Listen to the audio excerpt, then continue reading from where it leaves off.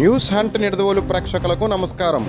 ఆంధ్రప్రదేశ్లో జరగనున్న సార్వత్రిక ఎన్నికలు 2024లో భాగంగా నిడదవోలు నియోజకవర్గంలో పోలింగ్ రోజు అనగా 2024 మే 13వ తేదీన వివిధ ఎన్నికల విధుల్లో పాల్గొను ప్రభుత్వ మరియు ప్రైవేటు అధికారులు, సెక్టారు అధికారులు, బూత్ లెవెల్ అధికారులు, డ్రైవర్లు, వీడియోగ్రాఫర్లు తమ పోస్టల్ బ్యాలెట్ను తూర్పుగోదావరి జిల్లా నిడదవోలు మండలం సముశ్రీగూడెం గ్రామంలోని వికాస్ జూనియర్ కాలేజీ నందు ఏర్పాటు చేసిన పోలింగ్ కేంద్రంలో తమ పోస్టల్ బ్యాలెట్ ఓటును వినియోగించుకున్నారు. పోలింగ్ కేంద్రం వద్ద ఎటువంటి అవాంఛనీయమైన సంఘటనలు జరగకుండా కట్టుదిట్టమైన భద్రతా ఏర్పాట్లు చేశారు. ఈ రోజు ఉదయం 8 గంటల నుండి సాయంత్రం 6 గంటల వరకు ఈ పోలింగ్ నిర్వహించనున్నారు.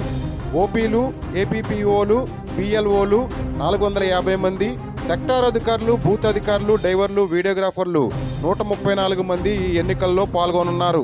అయితే రసవత్రంగా సాగనున్న ఈ ఎన్నికలలో ఈ పోస్టల్ బ్యాలెట్ ఏ పార్టీకి అదృష్టంగా మారనుందో, ఏ పార్టీకి దురదృష్టంగా మారనుందో తెలియాల్సి ఉంది.